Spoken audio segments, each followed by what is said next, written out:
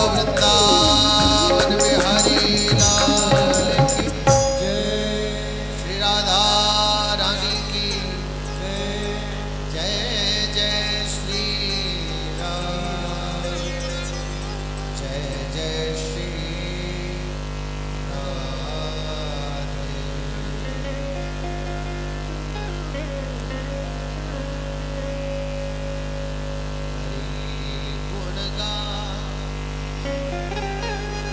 हरि गुण गा ये मौका भी अनोखा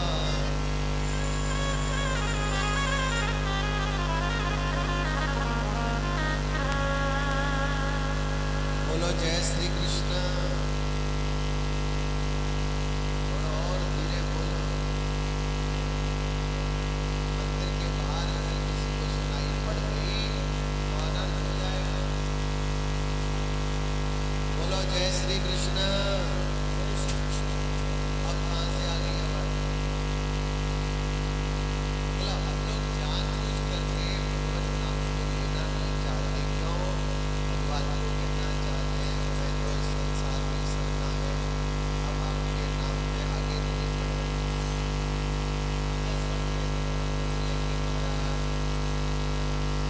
बोलो जय श्री कृष्ण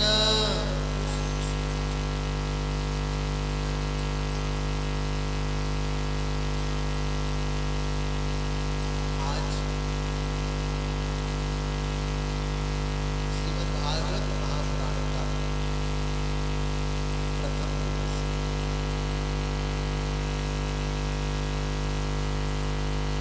कोई भी घर बनाते हैं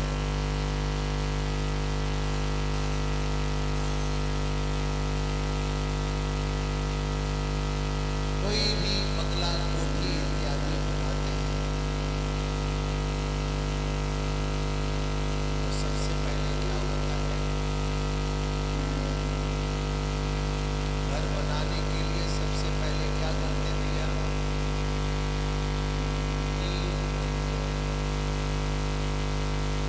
क्या करते हैं नींव भरते हैं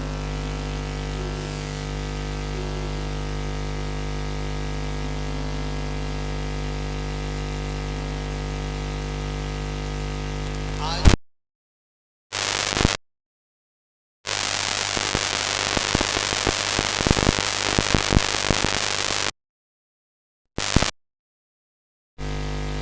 जिस घर की नींव मजबूत होती है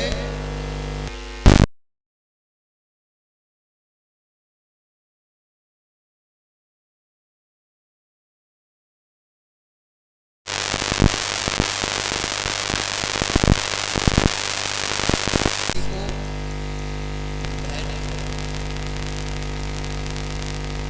क्यों क्योंकि पता होता है नींव हमने बहुत अच्छी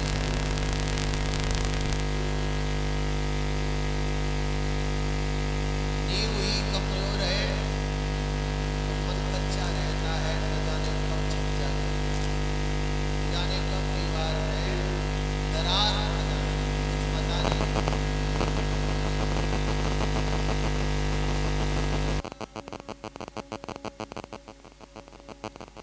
कई लोग ऐसा सोचते हैं कि प्रथम दिवस में एक दो मंत्र बोलेंगे महाराज फिर विराम दे देंगे तो ऐसा नहीं होता अब वो बात अलग है कि हमारे पास में समय ही कम बचा है लेकिन प्रथम दिन की कथा हमारे लिए मूलतः नींव का काम करती है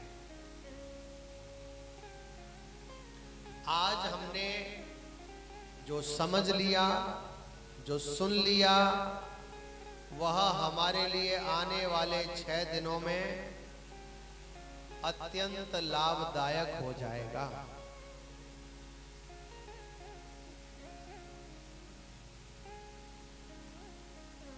आगे के 6 दिनों में आपको कथा को समझने में कोई परिश्रम नहीं करना पड़ेगा,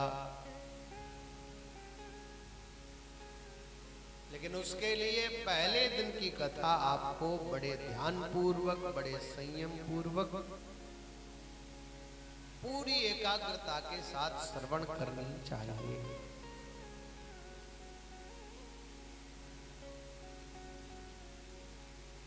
भाग्योदयेन बहुजन्म समर्जितेन सत्संगमं च लभते पुरुषो यदा वै अज्ञान हेतु कृत मोह मदांधकार नाशम विधाय ही तदोदयते विवेक।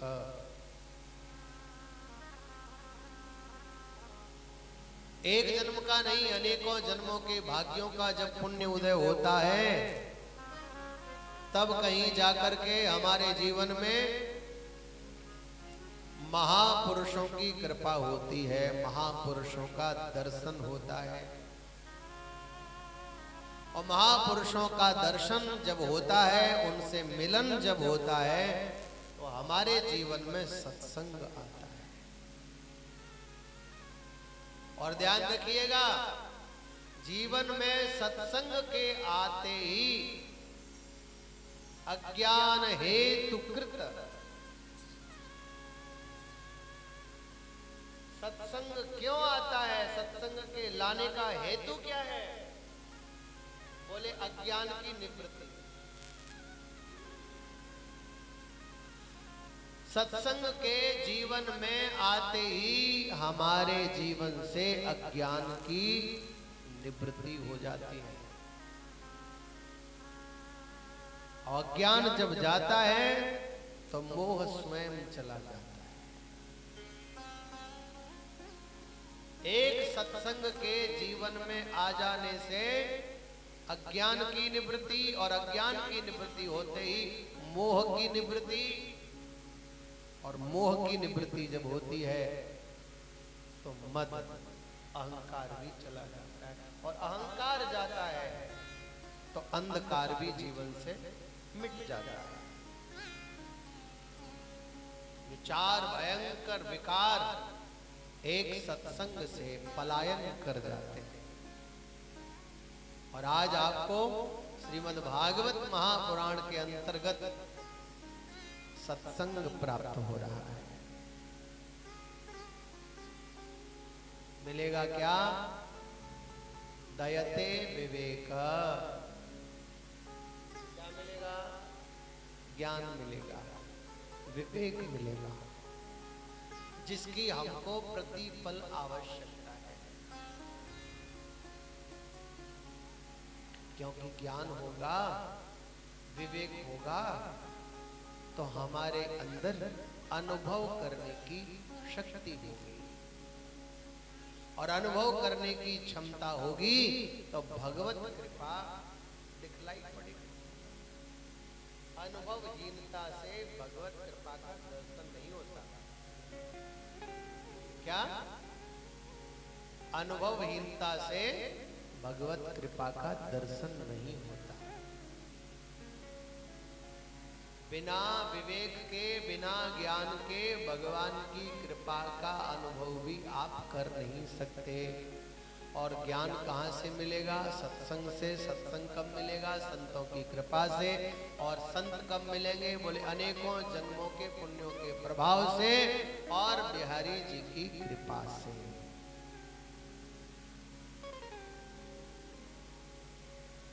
और आज हमारे पुण्य भी उदित हो रहे हैं, हनुमान जी की कृपा भी खूब आज बरस रही है। अनेकों संत भी यहाँ पर आए हुए हैं, महापुरुष भी आए हुए हैं। दास का भी आगमन महावीर धाम में हुआ है।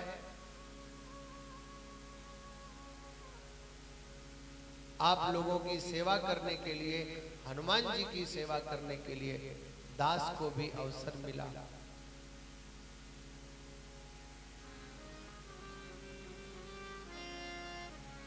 तो बिना कृपा के, बिना ज्ञान के जीवन में भगवत सत्ता की अनुभूति नहीं हो सकती।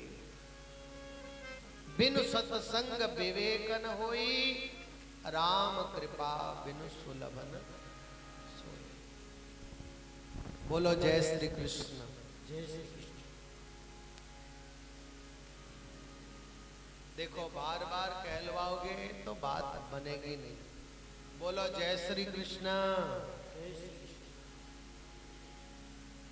आप एक बात गांठ बांध लो,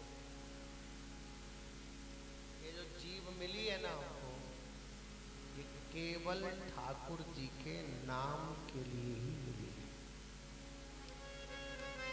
ये ग्रंथि बांध लो, धोखे में मत रहना कि ये चुगली करने के लिए भी मिली है, कि पड़ोसिन से बतियाने के लिए भी मिली है, कि घर में लड़ाई झगड़ा करने के लिए भी मिली है, कि व्यर्थ में बोलने के लिए भी मिली है। और यदि ऐसा आप कर रहे हैं तो आप अपनी वाणी का दुरुपयोग कर रहे हैं। बोलो जय श्री कृष्ण। जय श्री कृष्ण। जितनी बार बोलोगे तो जितने हर्ष के साथ, आनंद के साथ बोलोगे, आपको उतना ही सुख मिलेगा। क्यों? जो सुख धाम राम असनामा, इनके नाम को जितना गाओगे, जितना स्मरण करोगे, जितना भजोगे, आपको क्या मिलेगा?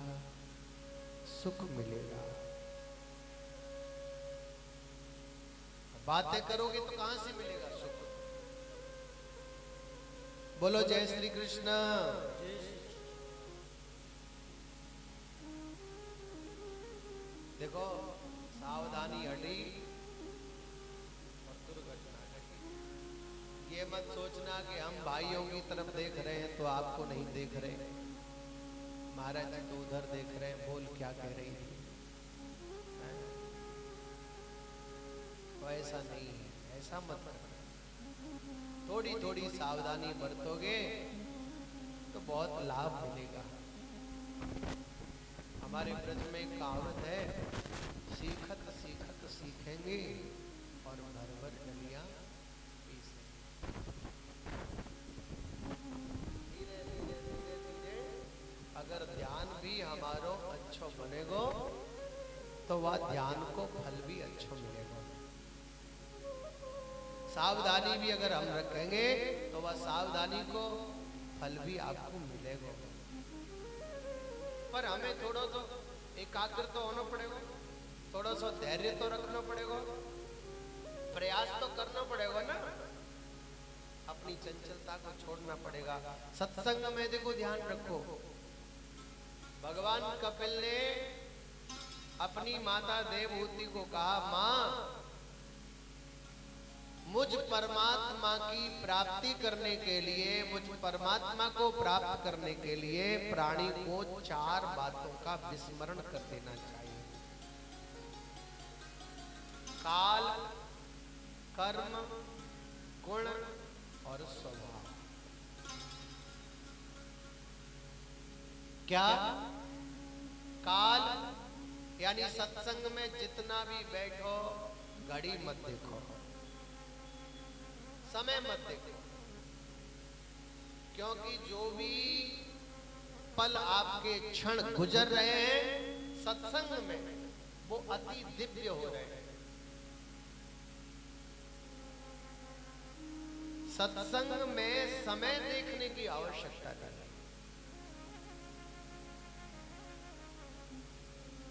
यदि सत्संग में हरि कथा में भी आप समय देखेंगे तो भगवान में मन कहां लगेगा?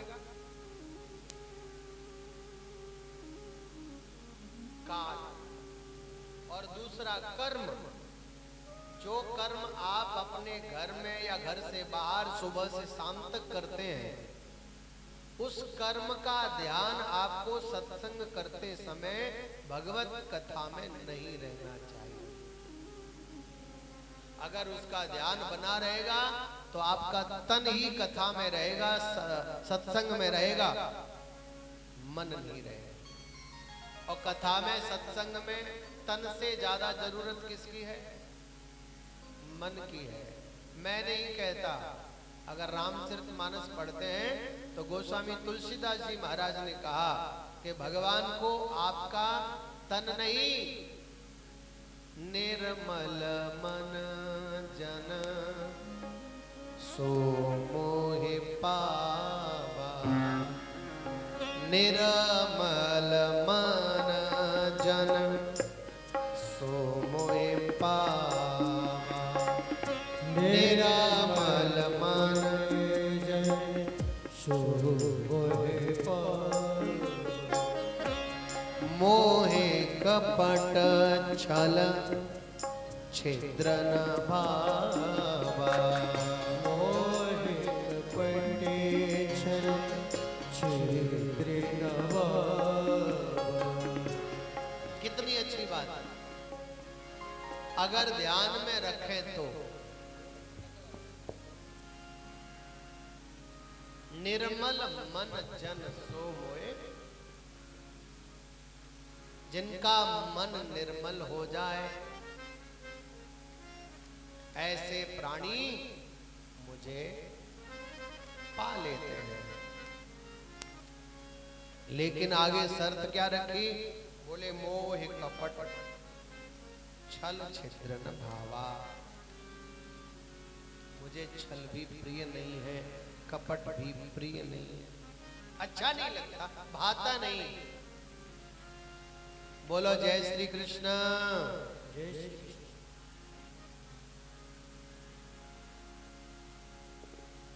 तो मेरी माताओं बहनों बंधुओं, नींव जितनी मजबूत होएगी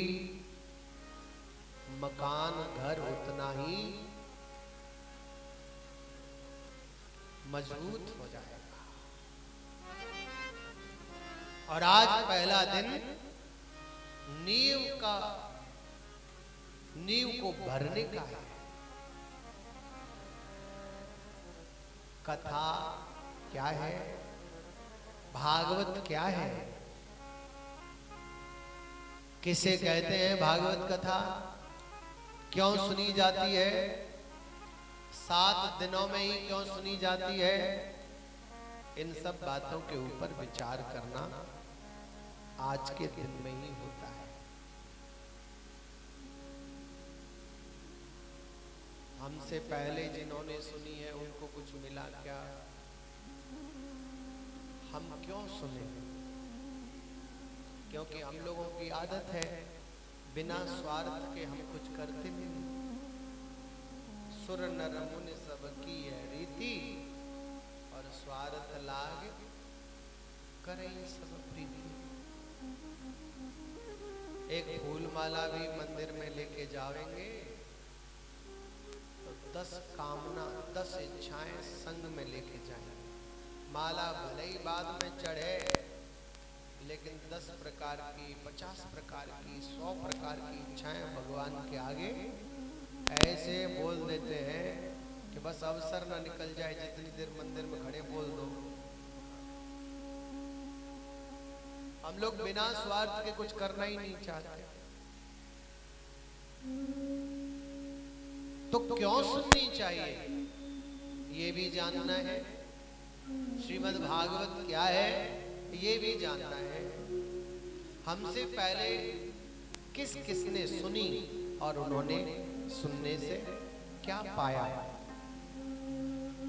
तो देखो, श्रीमद् भागवत माताओं बहनों बंधुओं,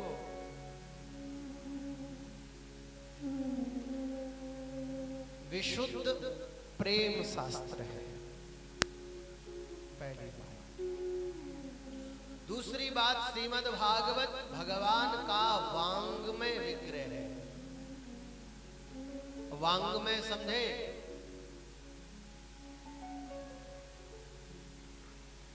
वांग्मय का मतलब होता है भगवान का शब्द रूप। कागज के पन्ने नहीं है, पोथी नहीं है, भगवान के ही शब्द है श्रीमद् भागवत। किसी मानव ने इसकी रचना नहीं की है, स्वयं भगवान ने ही अपने मुखार बिंद से श्रीमद् भागवत को 4 श्लोकों में प्रकट किया।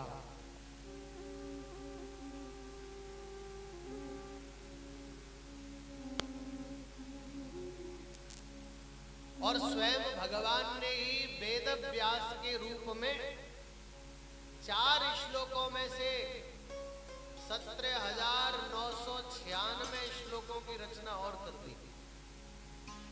4 और जोड़ दो तो कितने हो गए? 18,000। वाङ्मय का मतलब है भगवान का शब्द।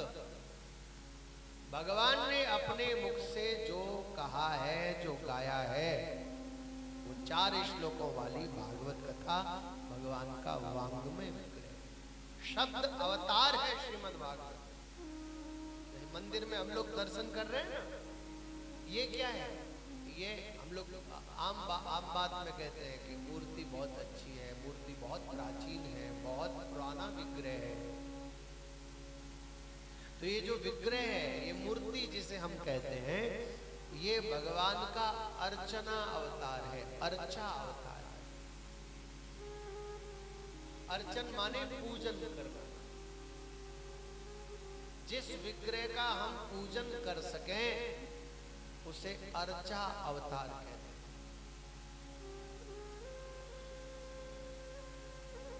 और भागवत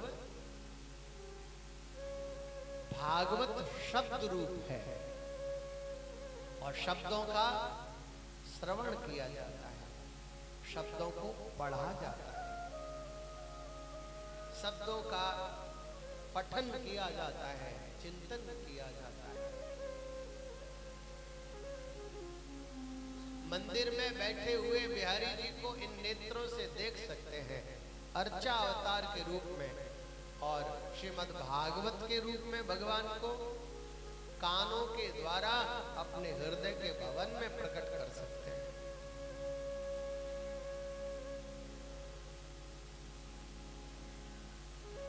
बोलो जय श्री कृष्ण।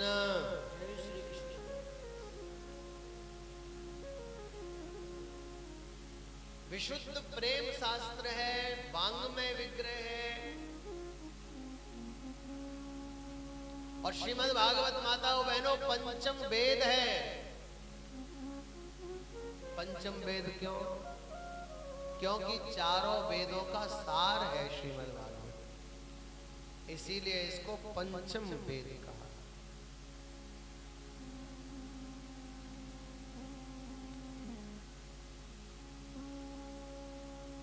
रसिकों के लिए, पिपासुओं के लिए, भावुकों के लिए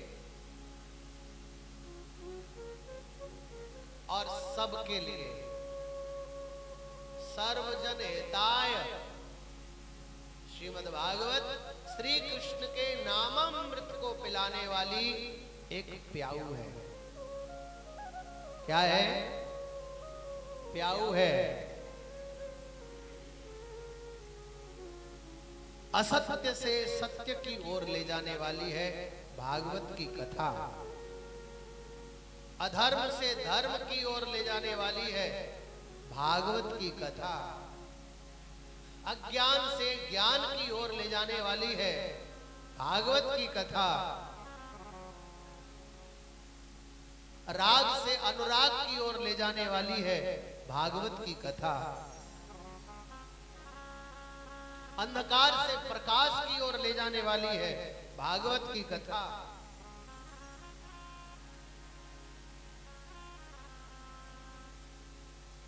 बंधनों से मुक्ति की ओर ले जाने वाली है भागवत की कथा।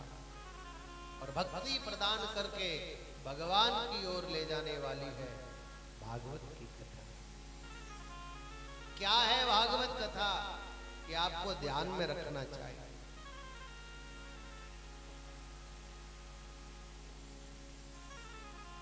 श्रीमद् भागवत, श्री माने स्वयं राधा रानी और मद माने कृपा। श्री राधा रानी की कृपा जिसमें प्रारंभ से लेकर के अंत तक विराजमान है, श्री राधा रानी की कृपा से जो आच्छादित है,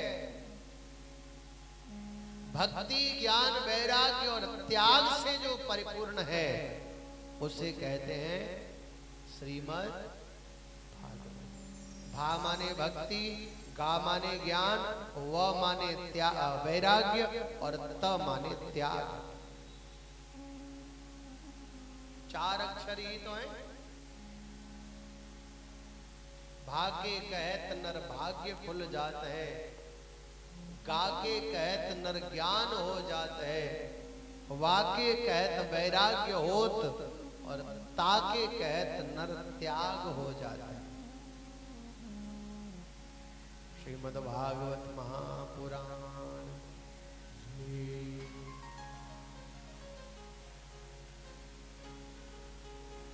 7 दिनों में ही क्यों सुननी चाहिए? क्योंकि हमारे तुम्हारे जीवन में 7 ही दिन हैं, 8वां दिन ही नहीं है। बोलो है क्या? सोम मंगल बुध गुरु शुक्र शनि रवि और फिर से सोम। 8वां है क्या? सप्ताह में 7 ही दिन है, तो कथा इन्हीं 7 दिनों में होती रहनी चाहिए और इन्हीं 7 दिनों में कथा होती है। और दूसरा भाव ये कि महाराज परीक्षित के पास में 7 ही दिन थे। 7वें दिन तक्षक नाग को आना था, तो भगवान शुकदेव ने 7 दिनों में ही भागवत कथा सुनाई। देखो महाराज परीक्षित को तो श्राप भी मानो वरदान हो गया। क्यों? क्योंकि महाराज परीक्षित को 7वें दिन जाना था, लेकिन गड़बड़ तो हमारी तुम्हारी है। उनको तो 7वें दिन ही आता तक्षक, 7वें दिन ही तक्षक नाग को आना था, लेकिन ये काल रूपी सर्प हमको और तुम्हें कब डस ले, कोई गारंटी है? ये काल रूपी सर्प न जाने किस दिन आ जाए, किस क्षण आ जाए, न जाने कौन से प्रहर में आ जाए, कोई गारंटी है?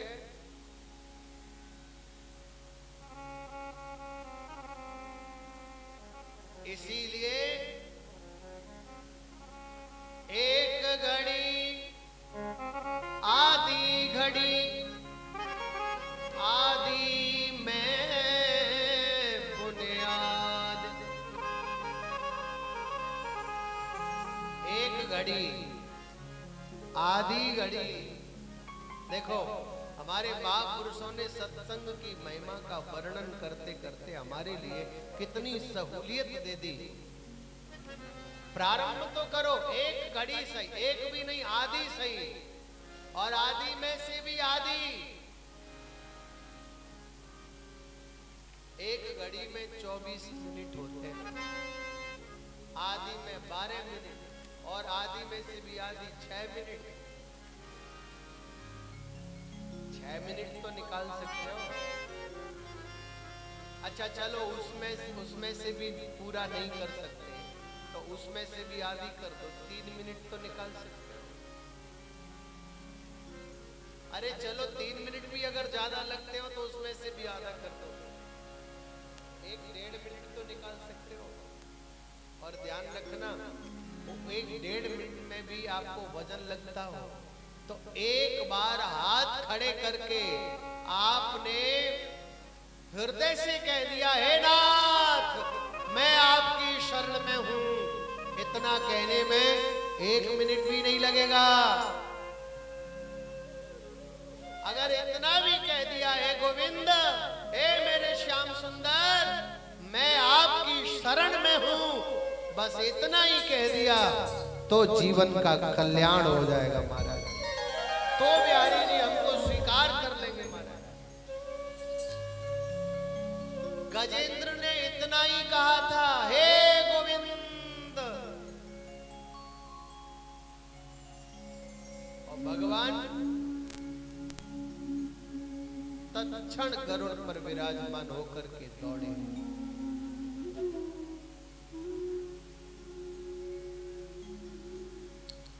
श्वास श्वास पे कृष्ण भज, वृथा श्वास मत खोए, ना जाने जा श्वास को फिर आवन होए।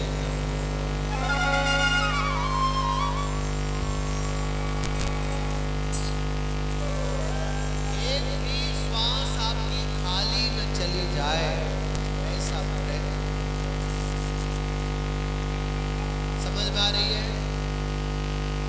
बोलो जय श्री कृष्ण। अगर समझ में आ रही है तो इतने ढीले क्यों बोल रहे हो? बोलो जय श्री कृष्ण। आ नहीं रही। अगर आई होती तो थोड़ा जोर लगता। हाँ महाराज आ गई। बोलो जय श्री कृष्ण। आ रही है। धीरे धीरे जंग लग रही है। कोरोना काल में जंग लग रही है। अच्छा वैसे भी जंग तो पहले की बहुत थी, कोरोना ने आगे की फिर और बढ़ गई। पहले तक भी थोड़ा बहुत सत्संग हो जाता था। बहुत जंग लग गई है। पूरी एकाग्रता के साथ ध्यान नहीं लगाओगे तो ये छूटने वाली नहीं है। जितना गहरा दाग होता है उतना ही रगड़ सावन भी अच्छे से अच्छा लगाना। भगवान नाम की तो सावन है। भगवान नाम के सावन इतना नाम लो, इतना नाम लो कि भीतर जो पाप रूपी मैल जम गया है वो हमारे भगवान नाम की वेदी पर बाहर। बोलो जय श्री कृष्ण। भागवत कथा क्या है ये आपने सुना। 7 दिनों में क्यों सुनी जाती है ये भी आपने सुना। किस किसने भागवत कथा को सुना, किसने सुनाया ये भी आपको बतला दूं। श्रीमद् भागवत की कथा 3 संवादों में चलेगी और चलती आ रही है। श्री सूत जी महाराज ने शौनकादिक ऋषियों को भागवत की कथा को सुनाया है। हे बच्चों बात मत करो। आप पढ़ लिख रहे हो। शासन कैसा होता है उसका भी नहीं बोल रहा है। चाहे जैसे आगे बात कर लो। हर एक स्थान की एक गरिमा होती है। वहाँ के कुछ रूल्स होते हैं।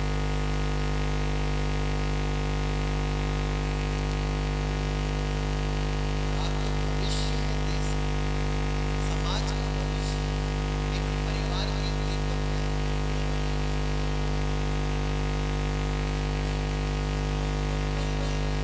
आप लोगों को ही ज्यादा ध्यान दो कि जितने भी सफेद बाल वाले बैठे ना, ये तो अपना वर्ण सुधारने के लिए बैठे। लेकिन आप जीवन को सुधारने के लिए तैयार हो सकते हो।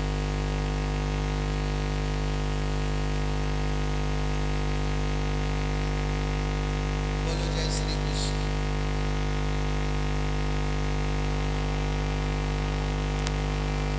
श्री सूत जी महाराज ने शौनकादिक ऋषियों को कथा सुनाई है और सुखदेव जी महाराज ने परीक्षित जी को कथा सुनाई है और श्री उद्धव जी महाराज ने, श्री मैत्रेय मुनि ने विदुर जी को कथा सुनाई। भागवत कथा इन्हीं 3 संवादों के माध्यम से चलेगी। और दूसरी बात, भागवत की उनकी महिमा का वर्णन भगवान वेदव्यास ने 2 पुराणों में किया विशेष रूप से, और इसीलिए भगवान वेदव्यास ने उन्हीं पुराणों के माध्यम से भागवत का महात्मा ने भूमिका प्रस्तावना।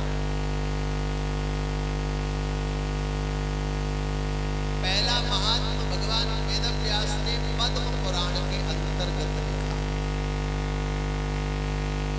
और दूसरा महात्मा भगवान वेदव्यास ने स्कंद पुराणोक्त लिखा।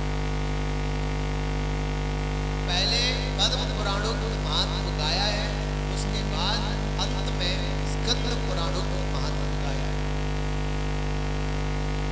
और पद्म पुराण के महात्मा में भगवान वेदव्यास ने भागवत की महिमा के लिए पहला श्लोक गाया है। उसको आप मेरे साथ मिलकर के गाएंगे, हाथ जोड़ करके गाएंगे। पहले हम गुनगुनाएंगे, फिर आप गाएंगे। सच्चिदानंद रूपाय सच्चिदानंद रूपाय विश्वोत्पत्त्यादि हेतवे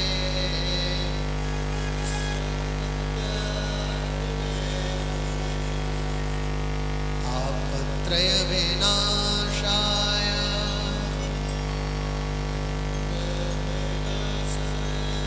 श्री कृष्णाय वयं श्री कृष्णाय वयं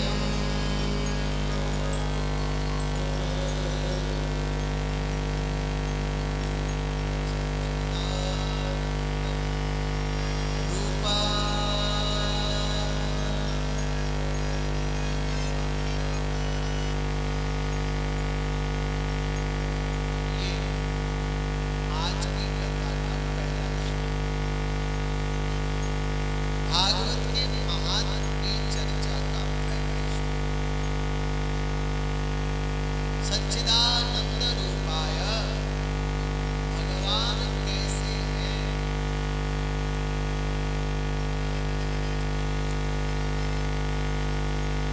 भाई को फलाना कैसा है?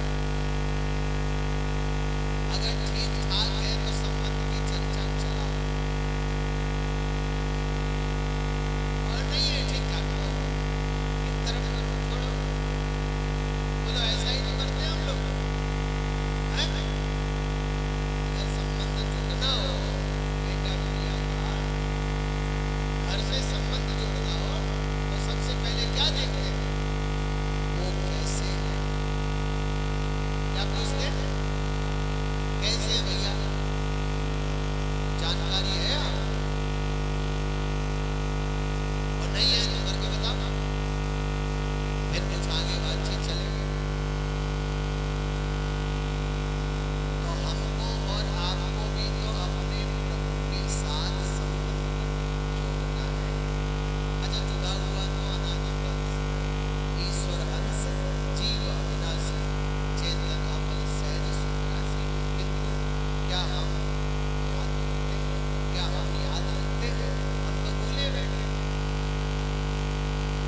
हमें भी अपने गोविंद के साथ संबंध जोड़ना है, भूल जो चुके हैं।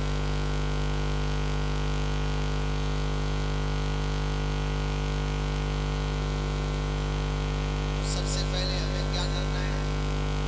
हमें बिहारी जी के बारे में जानना है। वो कैसे? तो भगवान वेदव्यास ने क्या लिखा? सच्चिदानंद। लो जी, ऐसे ऐसे बोले सच्चिदानंद रूपाय। ये सच्चिदानंद है। कौन है जी? अरे बोलो ना। सच्चिदानंद। सच्चिदानंद किसे कहते हैं? सच्चित और आनंद।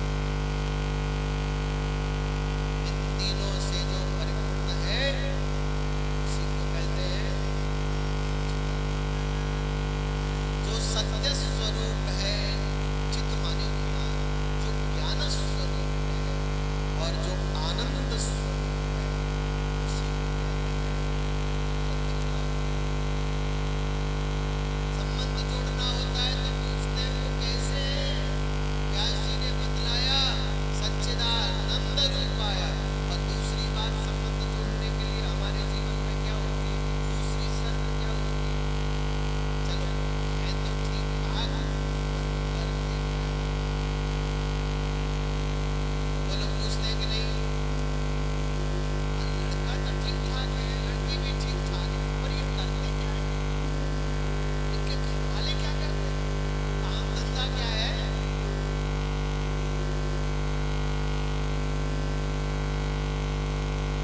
जाहिर सी बात है, हमारे प्रभु के बारे में भी भगवान वेदव्यास ने यही बताया है कि ये करते क्या है, और हम लोगों को पता होना चाहिए। इतना तो पता चला आपको कि भगवान कैसे है? सच्चिदानंद है, सत्य स्वरूप है, चित्त स्वरूप है, यानी ज्ञान स्वरूप है, आनंद स्वरूप है, लेकिन करते क्या है? भगवान वेदव्यास ने बतलाया विश्वोत्पत्त्यादिहेतवे,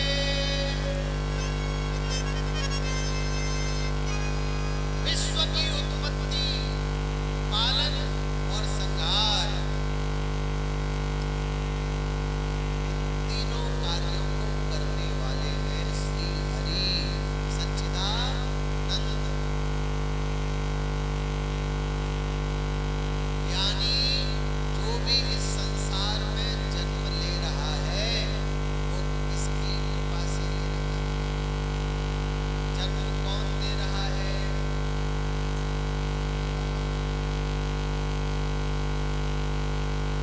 सबके पेट में अन्न जा रहा है, भोज्य पदार्थ जा रहे हैं, ये सब किसकी कृपा से प्राप्त हो रहा है? सबका पालन हो रहा है उनकी कृपा से, सबको जन्म मिल रहा है उनकी कृपा से, और सबका मरण भी उन्हीं की कृपा से। और ये बात वशिष्ठ जी ने भरत जी को कभी भी भरत भागे तिलक जीवन मरण यश अपयश।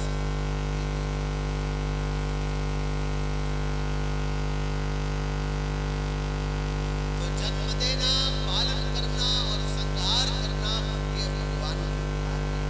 ये मत सोचना कि बिहारी जी हमारे बड़े निठल्ले हैं, ऐसा मत सोचना। ऐसा नहीं कि ये बांसुरी बजाते रहते हो, ऐसा नहीं कि मांग भजी खाते रहते हो, ऐसा नहीं कि खड़े ही रहते हो मंदिर में। विश्व की उत्पत्ति करना, पालन करना और संहार करना ये मेरे प्रभु के कार्य है। इस संसार में ही नहीं, अखिल ब्रह्मांड में, अखिल विश्व में यदि सबसे बड़ा कोई हार्ड वर्कर है तो वो मेरे बांके बिहारी, वो मेरे प्रभु हैं। भगवान से ज्यादा मेहनती कोई नहीं। और दूसरी बात, ये करते भी कुछ नहीं है, बिन पग चले इसको गाना।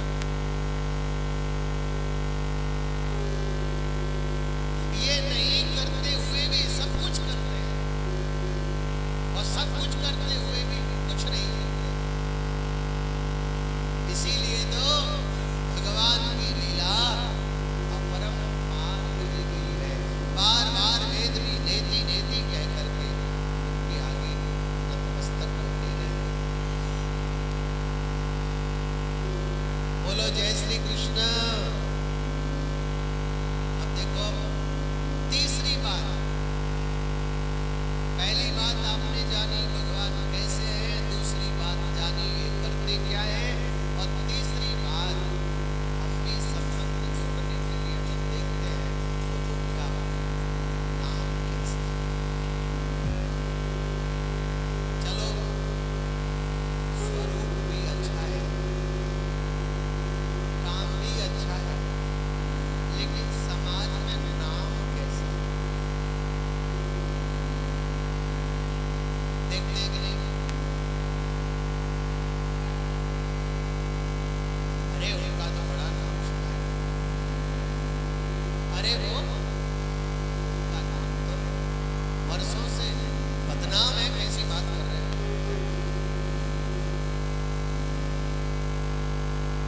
क्या देखते हैं? नाम का प्रभाव।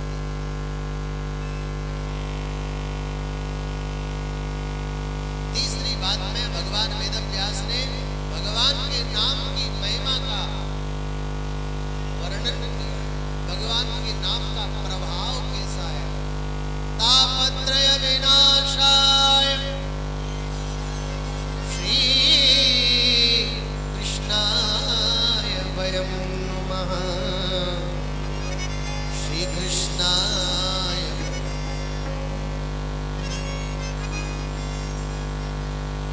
दैहिक दैविक भौतिक आपा।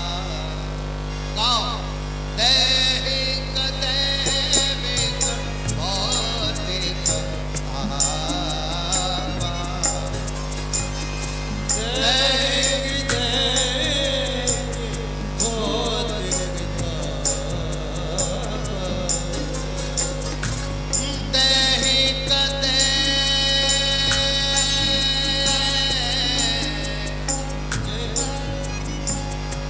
दैहिक दैविक भौतिक तापा। दैहिक दैविक भौतिक राम राज्य खावी नहीं पापा।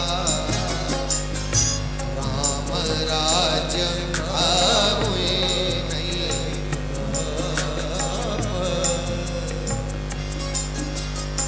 बोलो सच्चिदानंद भगवान की जय। जय जय श्री राधे।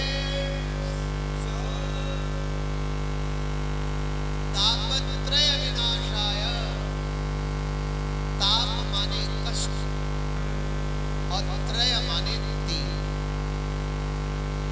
दैहिक दैविक और भौतिक। ध्यान देना माताओं बहनों, हमारे जीवन में तीन प्रकार के कष्ट है, चौथा नहीं है। एक देह का कष्ट, दूसरा देवताओं के द्वारा मिलने वाला कष्ट, और तीसरा बाहर से मिलने वाला, जिसे नहीं चाहते फिर भी मिल जाता है। बोलो जय श्री कृष्ण। इन तीनों प्रकार के कष्टों की निवृत्ति करने के लिए भगवान का नाम बाण के समान है। इन तीनों प्रकार के कष्टों की निवृत्ति भगवान के नाम के प्रभाव से हो जाती है। बताओ, इतनी महिमा जानने के बाद, सुनने के बाद प्यारे प्रभु को हमें बार बार वंदन करना है, क्योंकि भगवान वेदव्यास भी कर रहे हैं। श्री कृष्णाय वयं नमः। श्री कृष्णाय वयं माने हम सब, मैं अकेला नहीं। जो प्रभु, जो मेरे गोविंद सच्चिदानंद है, सतचित और आनंद से परिपूर्ण है, विश्व की उत्पत्ति, पालन और संहार करने वाले हैं, जिनके नाम के प्रभाव से तीनों प्रकार के तापों का उन्मूलन हो जाता है, ऐसे प्यारे प्रभु को, ऐसे सच्चिदानंद भगवान को हम सब मिलकर के प्रणाम करते हैं। आगे महात्म की चर्चा में भगवान सुखदेव को भी वंदन किया है। यम प्रव्रजन्तमनुपेतमपेत कृत्यम द्वैपायनो विरहकातराजुहाव। पुत्रेति तन्मयतया तरवो विवेदो तं सर्वभूतहृदयं मुनिमानतोऽस्मि। भगवान सुखदेव को ही प्रणाम कर लो। और आगे नैमिषारण्य की परम पावन भूमि में 88,000 शौनकादिक ऋषियों के बीच में श्री सूत जी महाराज पधारे माताओं बहनों, शौनकादिक ऋषियों ने भगवान की कथाओं का सार सुनने की इच्छा प्रकट की। कथा नहीं, कथाओं का सार सुनना। सूत जी ने भागवत की महिमा का वर्णन करते करते श्री सुखदेव जी महाराज के द्वारा महाराज परीक्षित को जो भागवत कथा सुनाई गई, उसका उदाहरण देते हुए यही कहा कि संसार सागर से जो प्राणी पार जाना चाहते हैं, उनके लिए भागवत कथा ही एक जहाज, कृष्ण कथा एक नौका है। शौनकादिक ऋषियों का प्रश्न था कि संसार सागर से पार जाने के लिए संसार में सर्वश्रेष्ठ साधन क्या है, प्राणी मात्र के लिए सबसे अच्छा साधन क्या है। तो सूत जी ने कहा कृष्ण कथा ही, भागवत कथा ही सुंदर और सुदृढ़ होता है, जहाज है। जो कृष्ण कथा की नौका में बैठेंगे, जो भागवत कथा की नौका में बैठेंगे, वे भवसागर से महाराज परीक्षित को भगवत धाम की प्राप्ति हुई। महाराज परीक्षित भागवत कथा का श्रवण करके संसार सागर को पार कर गए, भगवत प्राप्ति कर गए। आगे सनकादिक ऋषियों के द्वारा भी श्री नारद जी की कथा सुनाई गई। ऐसा वर्णन भी महात्मा की चर्चा में आगे श्री सूत जी ने किया।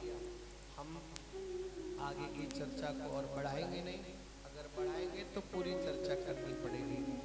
अभी महात्मा की चर्चा और भी बाकी है, तो आपकी जैसी इच्छा हो एक बार बताओ, क्या आप और थोड़ी देर कथा सुनेंगे? मना तो कोई करेगा नहीं, क्योंकि मना करेंगे तो फिर दिक्कत हो जाएगी। तो सांची सांची बताओ, कल समय से आओगे ना? 1 बजे से लेकर के 5 बजे तक कथा का समय रखा गया है।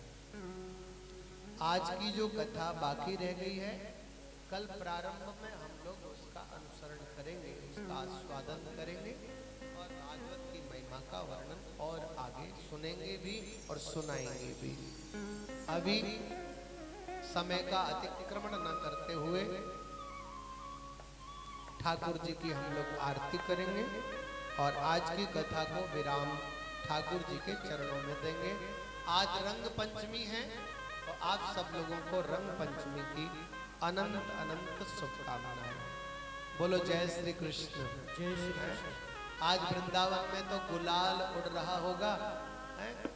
पिचकारी चल रही होगी महाराज, भगवान रंगनाथ का रथ निकल रहा होगा, हैं? आओ हम भी एक सुंदर सी होली गा करके आज की वेला को विराम दें। जय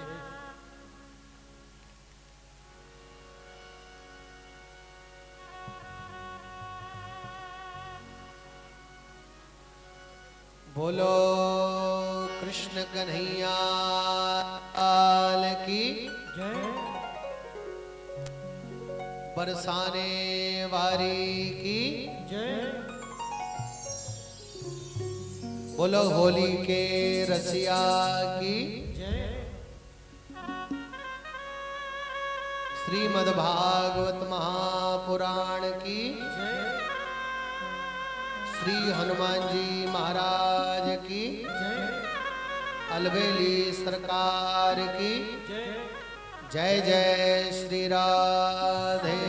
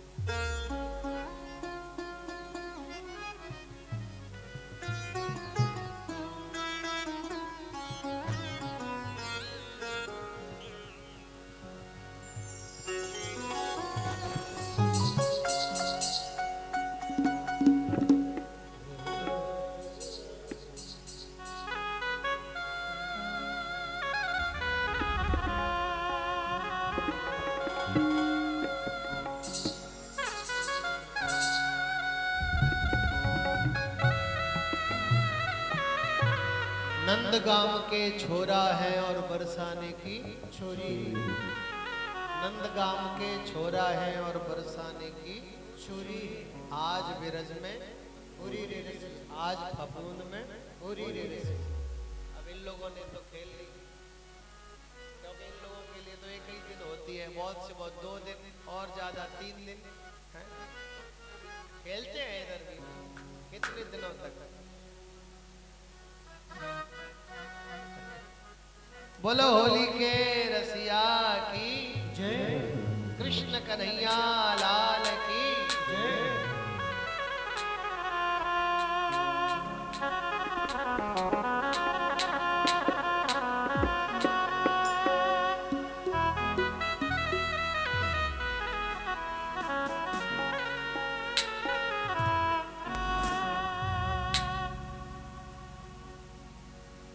ओ रंग डार गयो री मो पे सांवरा। बोला होली के रसिया की जय। ओ रंग डार गयो री मो पे सांवरा। रंग डार गयो री मो पे सांवरा। रंग डार गयो री मो पे सांवरा। रंग डार गयो री मो पे सांवरा। मर गई लाजन मेरे वीर में का करूं सजनी होरी में। मर गई लाजन मेरे वीर में का करूं सजनी होरी में।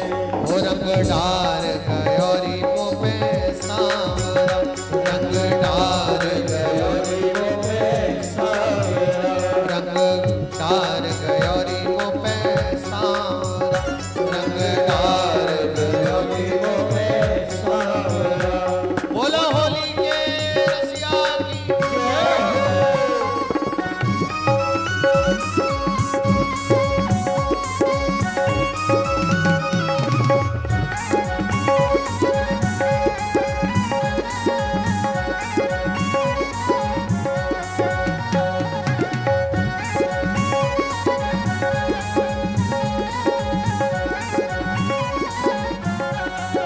नंदगाम के छोरा है और बरसाने की छोरी है। नंदगाम के छोरा है और बरसाने की छोरी है। आज बिरज में होरी है। आज बिरज में होरी है। तुम तो ऐसे खड़े हो जैसे कुछ आता ही नहीं हो। अरे बात होली खेलने की हो रही है तो हाथ खड़े करके तालियों की सेवा करते हुए सबके हाथ ऊपर होने चाहिए। आज बिरज होली रे रसिया। आज बिरज में होली रे रसिया। आज बिरज होली रे रसिया। आज बिरज में होली रे रसिया। होली रे बर जोरी रे रसिया। होली रे बर जोरी रे रसिया। होली रे बर जोरी रे रसिया। होली रे बर जोरी रे रसिया। आज बिरज होली रे रसिया। आज बिरज में होली रे रसिया। बोलो होली के रसिया की जय।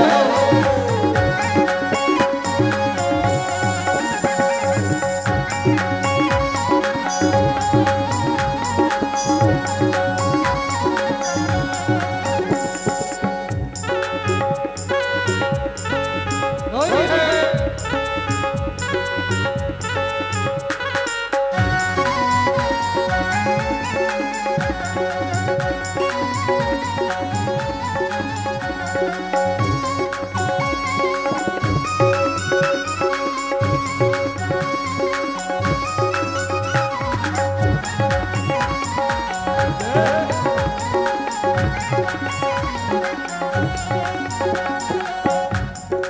आज बिरज में होली रे रसिया।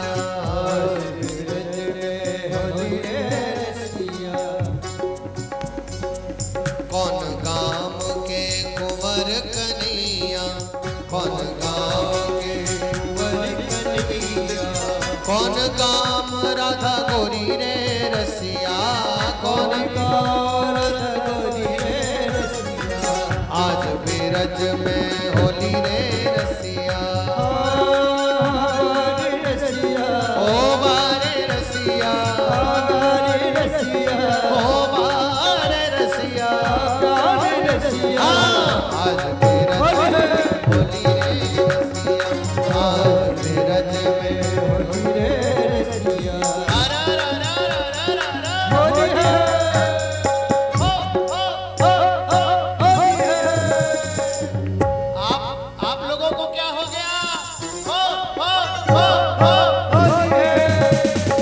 आज बिरज में होली रे रसिया, आज बिरज में होली रे रसिया, नंदगाम के कुंवर कन्हैया, नंदगाम के कन्हैया, बरसाने की राधा गोरी रे रसिया, बरसाने की राधा गोरी रे आज बिरज में होली रे रसिया, आज बिरज में होली रे रसिया, उड़त गुलाल लाल भय बदरा, उड़त गुलाल लाल मैं तुझरा, उड़त गुलाल लाल भय बदरा, उड़त गुलाल लाल भय उड़त गुलाल लाल भय बदरा, हमारे उड़त रसिया हमारे रसिया, आवारे रसिया, रसिया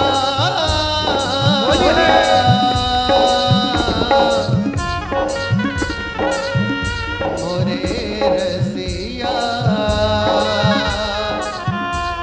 मोरे रसिया, आवारे रसिया, ओ बारे रसिया,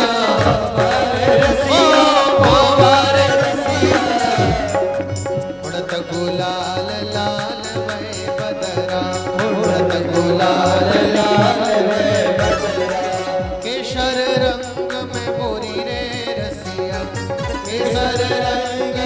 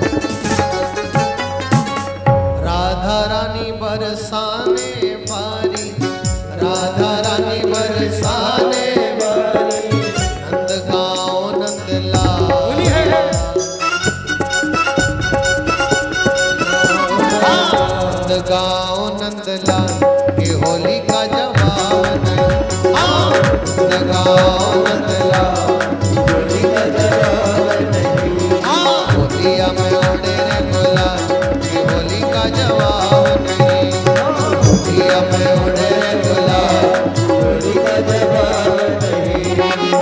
राधा रानी चुनर वारी राधा रानी चुनर वाली चुनर वाली चुनर वाली चुनर वाली चुनर वाली पीतांबर पीतांबर वाला घनश्याम कि होली का जवाब नहीं पीतांबर वाला घनश्याम होली का जवाब नहीं।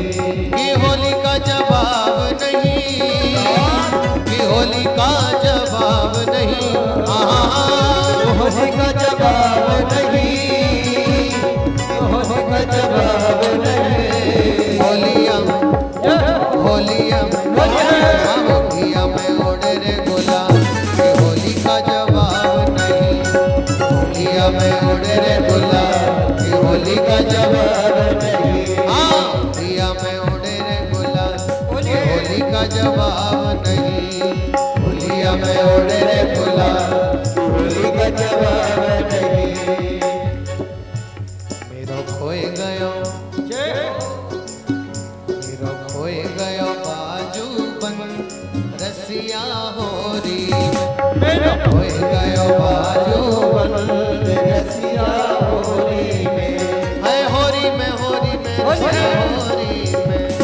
रसिया होरी में रसिया होरी ओ मेरा खोए गयो बाजू बन रसिया होरी खोए गयो बाजू रसिया होली में बाजू बंद मेरो बड़ोरी मोल को बाजू बंद मेरो बड़ोरी मोल को तो पे बनवाऊं पूरे तौल को तो पे बनवाऊं पूरे तौल ओ सुन नंद के परचम रसिया होरी सुन नंद के परचम रसिया होरी ओ मेरा होए गयो बाजू बंद रसिया नंदगाम के छोरा है और बरसाने की छोरी है आज विरज में आज विरज में बोला होली के रसिया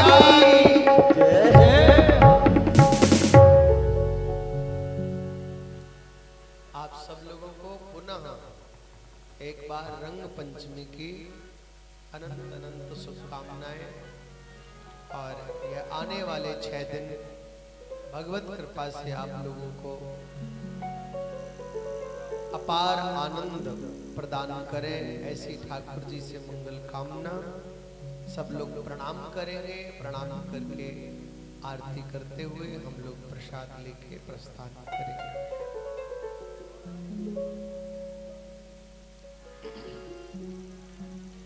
मेरे बांके बिहारी तेरी आरती गा बांके बिहारी तेरी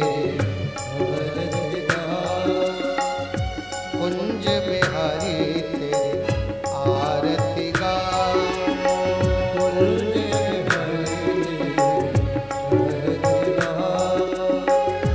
मोर मुकुट